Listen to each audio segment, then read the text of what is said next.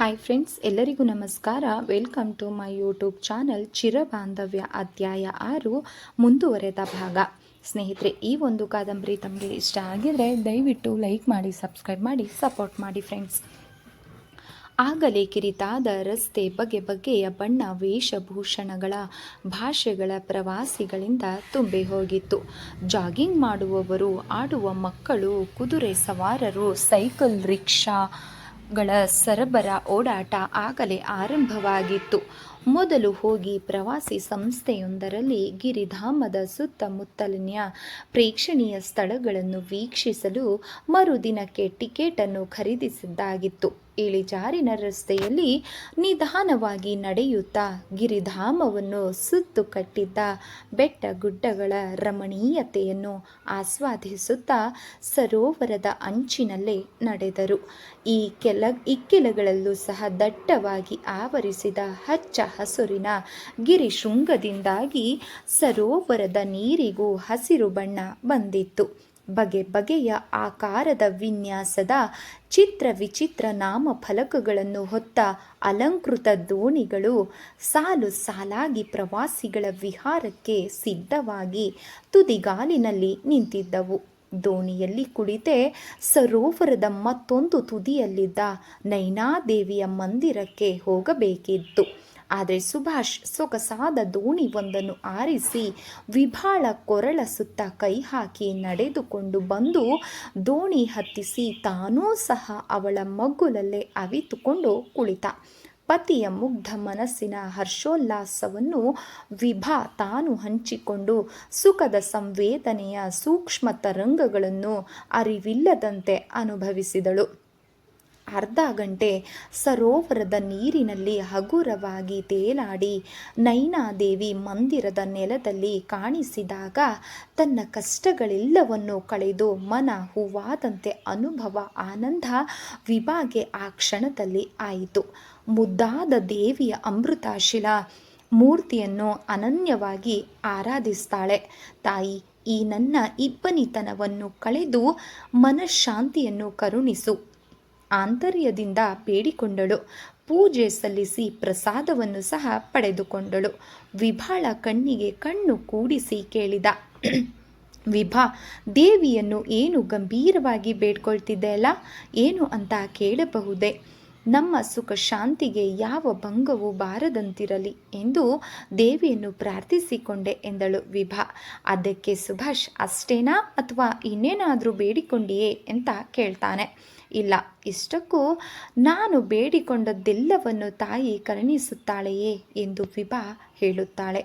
ಏನು ಸುಭಾಷ್, ನಿಮ್ಮ ಮನಸ್ಸಿನಲ್ಲಿ ಏನೋ ಇರಬೇಕು. ಏನಿಲ್ವಲ್ಲ, ನಮ್ಮ ಮದುವೆಯಾಗಿ ಆಗಲೇ 1 ವರ್ಷ ಆಗ್ತಾ ಬಂತಲ್ವಾ? ಹೌದಲ್ವಾ? ಎಷ್ಟು ಬೇಗ ಹೇಗೆ ದಿನಗಳು ಕಳೆಯಿತು. ದಿನಗಳಿಗೇನು, ಅವು ಹಿಂದೆ ಮುಂದೆ ತಿರುಗದೆ ಬರ್ತಾನೆ ಇರ್ತಾವೆ. ಅಲ್ಲ, ನಮ್ಮಿಬ್ಬರ ನಡುವೆ ಸೇತುವೆಯಾಗಿ ಒಂದು ಮುಗ್ಧ ಮಗು ಬೇಕೆನಿಸಲಿಲ್ಲವೇ? ನಾನೇನು ಬರುವ ವರ್ಷ ಇಷ್ಟೇ ನಾವಿಬ್ಬರೂ ಮೂವರಾಗುವಂತೆ ಪುಟ್ಟ ವಿಭಾ ನಮ್ಮೊಂದಿಗೆ ಇರಲಿ ಅಂತ ಕೇಳಿಕೊಂಡೆ ಎಂದುಕೊಂಡೆ. ವಿಭಾಳ ಮುಖ ರಾಗರಂಜಿತವಾಯಿತು. ಅದೇನು, ಮಕ್ಕಳೆಂದರೆ ಅಷ್ಟೊಂದು ಆಸೆಯೇ ನಿಮಗೆ ಅಂತ ಸುಭಾಷನನ್ನ ಕೇಳ್ತಾಳೆ. ಹೌದು ವಿಭಾ, ನಮ್ಮಮ್ಮನಿಗಂತೂ ನಾವಿಬ್ಬರೇ ಮಕ್ಕಳು. ಅದರಲ್ಲೂ ಸಹ ನಾನೇ ಕಿರಿಯವನು. ಅದಕ್ಕೆ ಮಕ್ಕಳೆಂದರೆ ನನಗೆ ಪ್ರಾಣ. ಅದೇ ರೀತಿ ಕುಟುಂಬ ಯೋಜನೆ, ನೀನು ಏನಾದರೂ ಇಲ್ಲ ಅಂತ ಆಗಿದ್ದರೆ ನೀನು 10 ಮಕ್ಕಳನ್ನು ಹೆರು ಅಂತ ಹೇಳ್ತಾ ಇದ್ದೆ. ಆಡಿಸಬೇಕೆಂದು ಅಂದ್ಕೊಂಡಿದ್ದೆ. ಅಯ್ಯಯ್ಯೋ, 10 ಮಕ್ಕಳನ್ನು ಹೆತ್ತಿದ್ರೆ ಬೇಡಪ್ಪ, ಬೇಡಪ್ಪ ನನ್ನ ಗತಿ ಗೋವಿಂದ, ಬೇಡ ಸ್ವಾಮಿ. 10 ಮಕ್ಕಳಿಗೆ ಹಂಚುವ ನಿಮ್ಮ ಪ್ರೀತಿಯನ್ನು ಒಂದೇ ಮಗುವಿಗೆ ಧಾರೆ ಇರಿಸುವಿರಂತೆ. ಸಾಕು, ತಮಾಷೆಗೆ ಹಾಗೆಂದೆ ಅಷ್ಟಕ್ಕೆ. ಗಾಬರಿಯಾಗಿ ಹೋದರೆ ಹೇಗೆ? ಹುಚ್ಚು ಹುಡುಗಿ, ಬಾ, ದೋಣಿಯವನು ಕಾಯ್ತಾ ಇದ್ದಾನೆ, ವಾಪಸ್ ಹೋಗೋಣ ಎಂದವಳ ಮುಡಿ ನೆವರಿಸಿದ. ಇಂತಹ ನಿಷ್ಕಲ್ಮಶ ಹೃದಯದ ವ್ಯಕ್ತಿಗೆ ನಾನು ದ್ರೋಹ ಮಾಡುತ್ತಿದ್ನಲ್ಲ ವಿಶು, ಪ್ಲೀಸ್ ನನ್ನನ್ನು ಕಾಡಿಸಬೇಡ.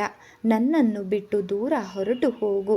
ನೀನಿರುವವರೆಗೂ ಸಹ ನಾನು ಸುಭಾಷ್ಗೆ ನ್ಯಾಯ ಕೊಡಲಾರೆ ಎಂದು ಅದೆಷ್ಟನೇ ಬಾರಿ ತಳಮಳಿಸಿಕೊಂಡಳು. ಹೋಗಲಿ, ಈ ಸುಭಾಷ್ ಒಂದಿಷ್ಟು ಕೆಟ್ಟವನಾಗಿದ್ದಿದ್ರೆ, ಕೆಡುಕನೋ ಅಥವಾ ಲಂಪಟತನವೋ ಅಥವಾ ಕ್ರೂರಿಯೋ ಆಗಿರ್ತಿದ್ರೆ ಈಗ ಇಷ್ಟೊಂದು ತೀವ್ರವಾಗಿ ಅಪರಾಧಿ ಭಾವ ನನ್ನನ್ನು ಕೆಣಕುತ್ತಿರಲಿಲ್ಲ. ಆದರೆ ದೇವರೇ ಹಾಗಾಗಿ ಬಿಟ್ಟಿದ್ದರೆ ನಾನಿಂತಹ ನರಕ ರೂಪದಲ್ಲಿ ಬಾಳಬೇಕಾಗಿತ್ತು. ವಿಭಾಳಲ್ಲಿ ಹೀಗೆ ವಿಚಾರದ ತರಂಗಗಳು ಆಗಾಗ ಹೊರಹೊಮ್ಮುತ್ತಿದ್ದವು. ದೋಣಿ ಆಗಲೇ ನೆಲ ಮುಟ್ಟಿತು. ವಿಭಾ, ಇಳಿಯೋಣ, ಏನು ಯೋಚಿಸ್ತಾ ಇದ್ದೀಯಾ? ಸುಭಾಷ್ ಕೇಳಿದಾಗಲೇ ವಿಭಾಗೆ ಎಚ್ಚರ ಆಗಿದ್ದು.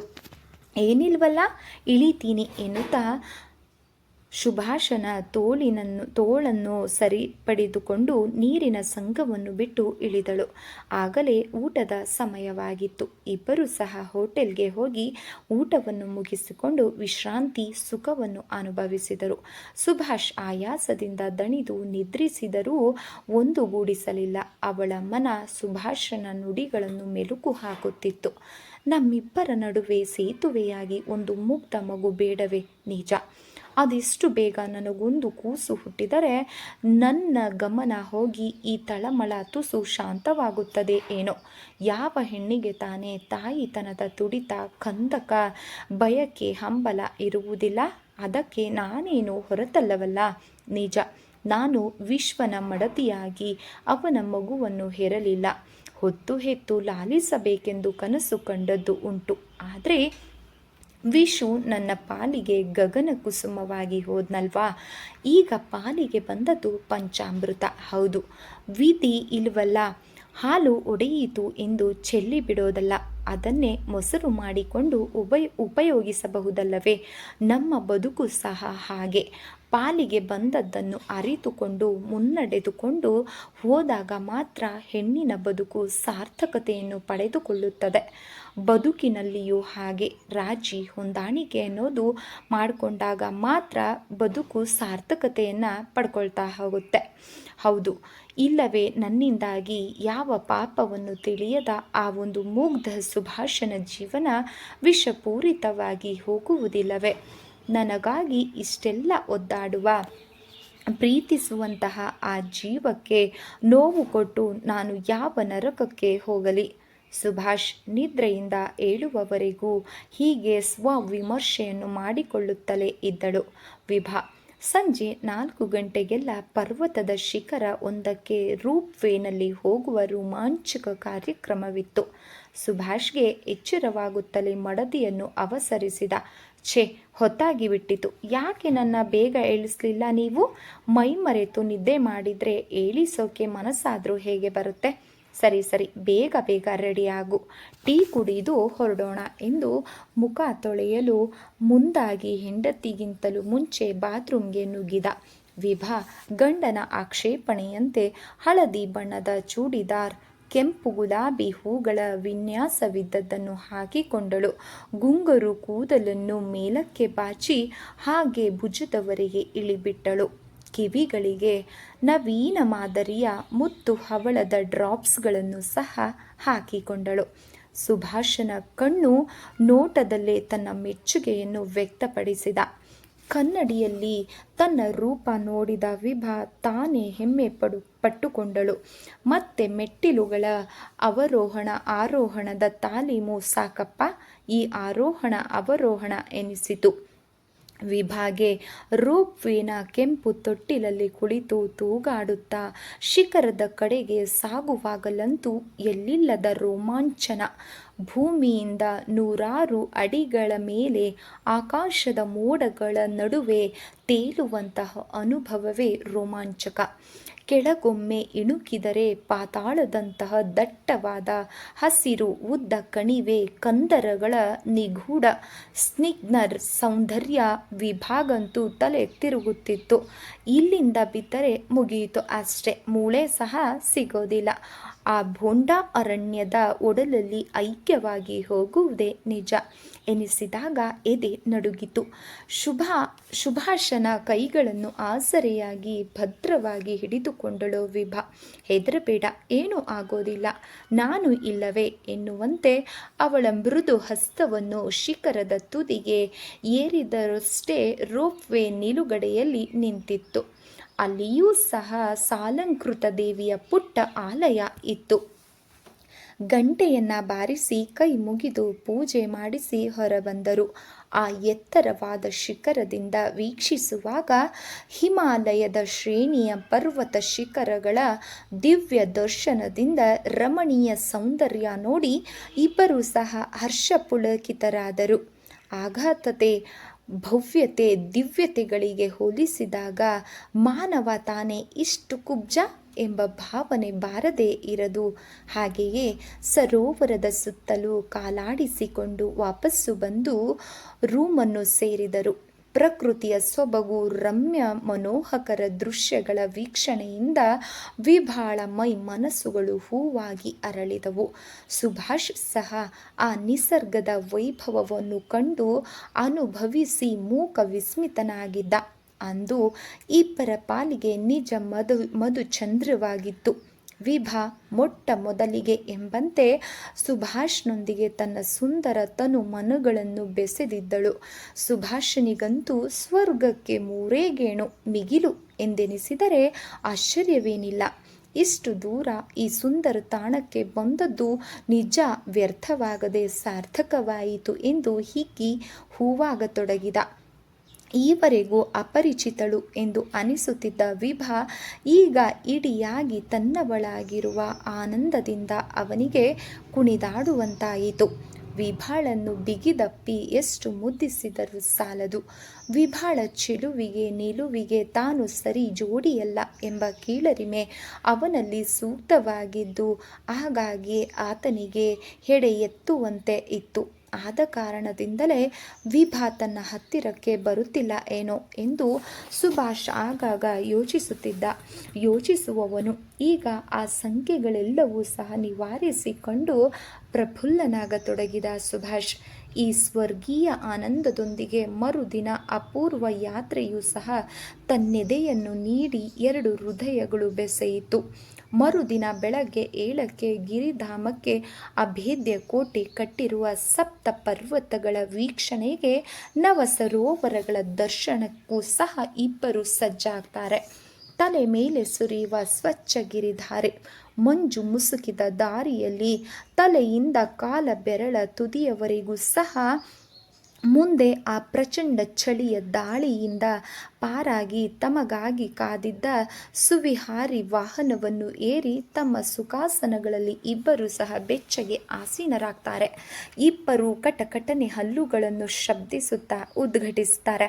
ಅಲ್ಲಿಂದ ಆರಂಭವಾಯಿತು ಅಪೂರ್ವಕ ಯಾತ್ರೆ.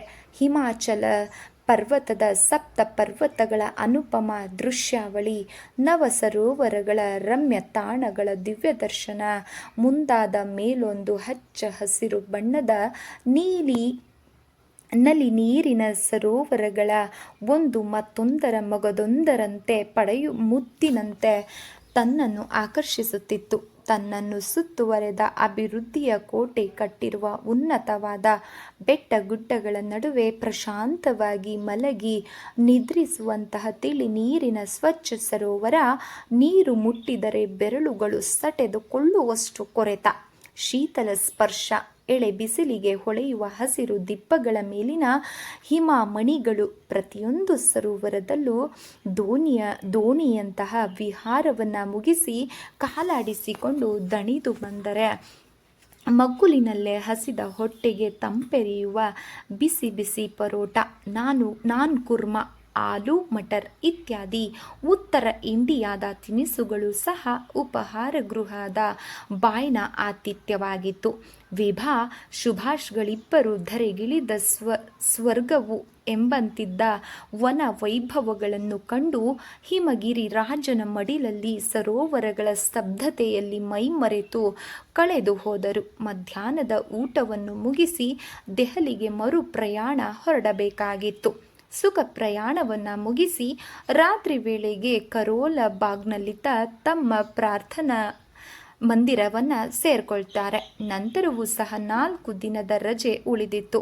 ಸಮಯದ ಅಭಾವದಿಂದ ವಿಭಾಳಿಗೆ ತೋರಿಸಲೇ ಆಗದೇ ಇದ್ದಂತಹ ಕೆಲವು ಸ್ಥಳಗಳು ಕುತುಬ್ ಮಿನಾರ್, ಜಂತರ್ ಮಂತರ್, ಕೆಂಪುಕೋಟೆ, ಶಾಂತಿವನ ಮುಂತಾದವುಗಳಾಗಿ ಸುತ್ತಾಡಿ ದೆಹಲಿ ನಗರದ ದರ್ಶನವನ್ನು ಮಾಡಿಸಿದ ಸುಭಾಷ್ ವಿಭಾಳ ಮುಖದಲ್ಲಿ ಜೀವಕಳೆ, ಲವಲವಿಕೆ, ಉಲ್ಲಾಸ, ಹಾಸ್ಯವಾಡುವುದನ್ನು ನೋಡಿ ವಿಶು ನನ್ನನ್ನು ಕ್ಷಮಿಸಿಬಿಡು ಎಂದುಕೊಳ್ಳುತ್ತಲೇ ಪಾಲಿಗೆ ಬಂದ ಪರಮಾತ್ಮನನ್ನು ಸ್ವೀಕರಿಸಿದಳು.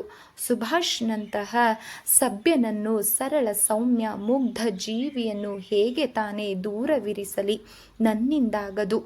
ಮನವನ್ನು ತಾನು ನೋಯಿಸಲಾರದೆ ಈ ಬದುಕನ್ನು ಬಂದ ಹಾಗೆಯೇ ಸ್ವೀಕರಿಸಬೇಕಲ್ಲವೇ? ನಮಗೆ ಬೇಕಾದಂತೆ ಅದು ಬರುತ್ತದೆಯೇ ಅಥವಾ ಇರುತ್ತದೆಯೇ ಎಂದುಕೊಂಡಳು. ಮನಸ್ಸು ದಿನ ದಿನಕ್ಕೂ ಹದವಾಗತೊಡಗಿತು. ಮುಂದಿನ ದಿನಗಳನ್ನು ಸುಭಾಷ್ನೊಂದಿಗೆ ಸುಲಲಿತವಾಗಿ ಸುಗಮವಾಗಿಯೇ ಕಳೆಯಬೇಕು ಎನಿಸಿತು. ವಿಶ್ವಾಸನಿಗೆ ಯಥಾಶಕ್ತಿ ಮಾನವ ಪೂಜೆ ಸಲ್ಲಿಸುತ್ತಲೇ ಇದ್ದರೂ ಸಹ ಸುಭಾಷನೊಂದಿಗೆ ದಾಂಪತ್ಯ ಜೀವನ ತೀರಾ ನೀರಸ ಯಾಂತ್ರಿಕ ಅನ್ನಿಸದಂತೆ ತನ್ನ ಗೃಹಿಣಿ ಧರ್ಮ ಪಾಲನೆಯಲ್ಲಿ ಯಶಸ್ವಿಯಾಗ್ತಾಳೆ. ಕಾಲೇಜಿನ ಕೆಲಸ, ಗೃಹ ಕೃತ್ಯ ಎರಡರಲ್ಲೂ ಮೈ ಮನ ತೊಡಗಿಸಿಕೊಂಡು ತಲ್ಲೀನಳಾಗಿ ಬಿಡುತ್ತಿದ್ದಳು. ಸ್ನೇಹಿತರೆ, ಈ ಒಂದು ಕಾದಂಬರಿ ತಮಗೆ ಇಷ್ಟ ಆಗಿದ್ರೆ ದಯವಿಟ್ಟು ಲೈಕ್ ಮಾಡಿ, ಸಬ್ಸ್ಕ್ರೈಬ್ ಮಾಡಿ, ಸಪೋರ್ಟ್ ಮಾಡಿ ಫ್ರೆಂಡ್ಸ್. ಆದಷ್ಟು ಕತೆ ಹೇಗೆ ಇತ್ತು ಅಥವಾ ಹೇಳುವಂತಹ ರೀತಿಯಲ್ಲಿ ವ್ಯತ್ಯಾಸ ಇದ್ದರೆ ತಿಳಿಸಿ ಫ್ರೆಂಡ್ಸ್.